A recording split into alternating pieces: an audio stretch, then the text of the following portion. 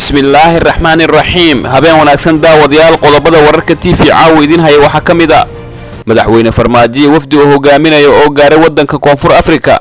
israasaaseen ciidamada Kenya iyo dad Soomaali ah ku dhaxmartay degmada Ceelwaq ee gobolka Gado Mareykanka oo duqeyntii 37 ka fuliyay sanadkan Soomaaliya Faysal Cali Waraabe oo faahfaahin ka bixiyay wada hadal uu Nairobi ku yeeshay Cabdiraxmaan Cabdishakuur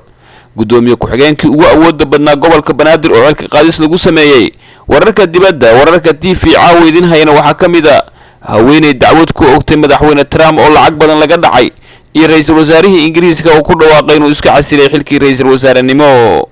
daawadayaal ku soo dhawaada qodobada warkaasi oo fidsan haddii aad ka mid tahay daawadayaasheena ku cusub barta YouTube-ka si aad u heshid warar iyo warbixino quseeya Soomaaliya caalamka fadlan rukumo barteena YouTube-ka adigoo subscribe dhahaya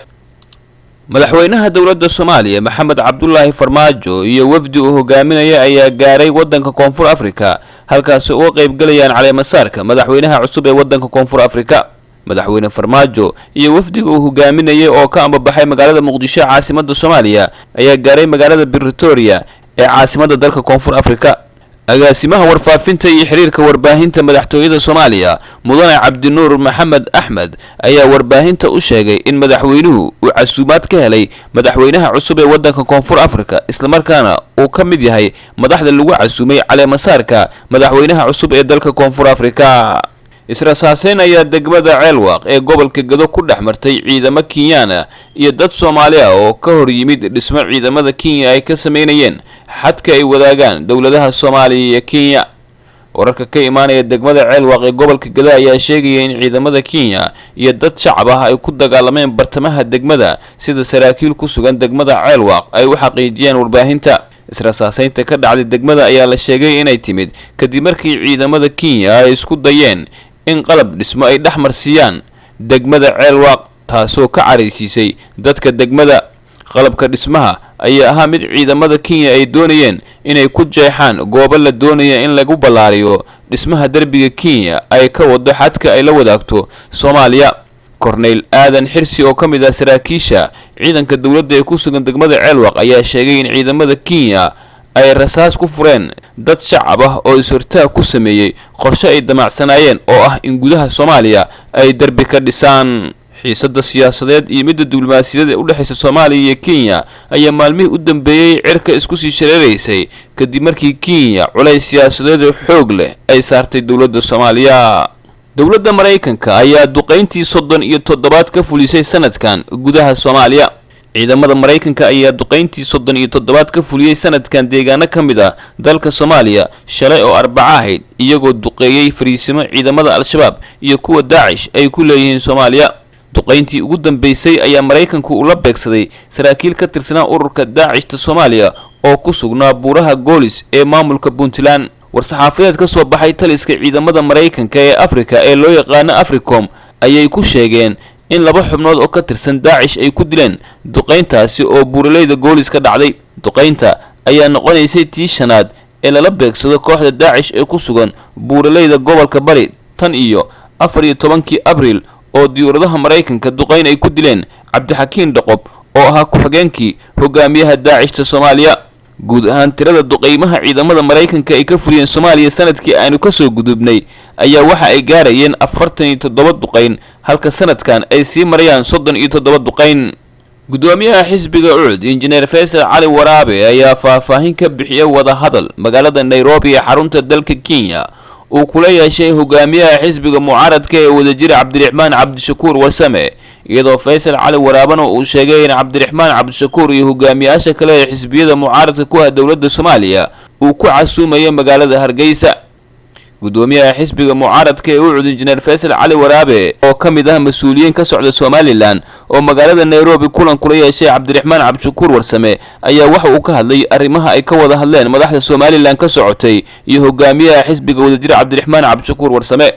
Faysal ayaa sheegay inay la kulmayaan cid kasta oo ay ka dhaxarkaan danta Somaliland oo waliba qadiyadooda fahansan sida uu hadalka u dhigay wuxuuna sheegay in gudoomiyaha xisbiga wadajir Cabdiraxmaan Cabdishakuur Warsame iyo hogaamiyaasha kale ee xisbiyada Soomaaliya ay ku martiqaadi doonaan magaalada Hargeysa gudoomiye Faysal ayaa ka warramay waxyaabaha ay ka wada hadleen kulanka ay la qaateen hogaamiyaha xisbiga wadajir cabdiraxmaan cabdishakuur warsame wuxuuna sheegay inay ka wada hadleen arrimo ku saabsan wada hadallada Somaliland iyo Soomaaliya. Injineer Faysal Cali Waraabe gudoomiyaha xisbiga ucud waxa uu sheegay in madaxda dawladda Soomaaliya gaar ahaan madaxweyne Farmaajo iyo ra'iisul wasaare Khayre ay gabaabsi badan ka muujinayaan wada hadallada u socday Somaliland iyo Soomaaliya sida uu hadalka u dhigay. wuxuuna intaas ku daray in ka xisbi ahaan iyagu ay cabdiraxmaan cabdishakuur iyo hogaamiyaasha kale ee xisbiyada ay ku martiqaadayaan magaalada Hargeysa si seminar loogu siiyo magaalada sida uu hadalka u dhigay. mid ka mid ah gudoomiye ku-xigeenadii ugu awoodda badnaa maamulka gobolka Banaadir ayaa madaxweyne Farmaajo xilka uu ka qaaday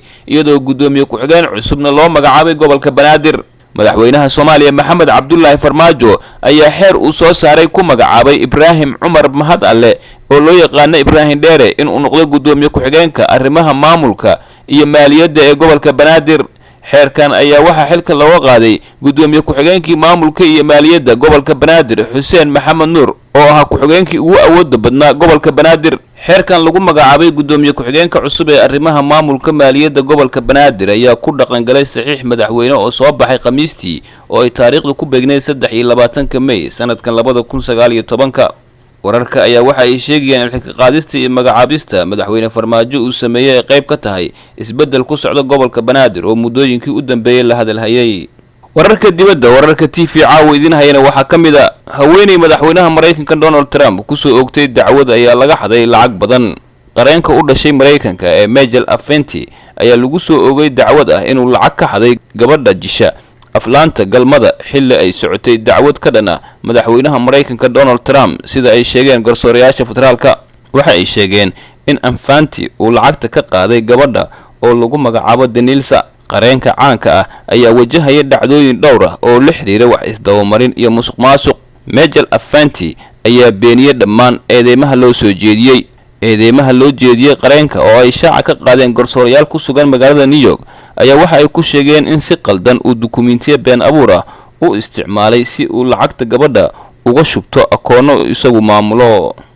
ra'iisul wasaarihii Ingiriiska Theresa May ayaa ku dhawaaqday inay xilkii iska cashisay kadib cadaadis ay kala kulantay sidii Britain ay uga saari lahayd midowga Yurub. Theresa May ayaa sheegtay inay ka degaysay xilka hoggaanka xisbigeeda 7 bisha Juun taasoo ugu gogol xaaraysa tartan loo iclaamiyay cidda noqonaysa ra'iisul wasaaraha cusub ee Britain. hadal jeedin qiiro leh oo ay ka sameysay xafiiskeeda Downing Street hortiisa ayay ku sheegtay inay isku dayday wax kasta oo karaankeeda ah oo ay ku fulin karto awaamirta ahayd in Britain ay ka baxdo midowga Yurub.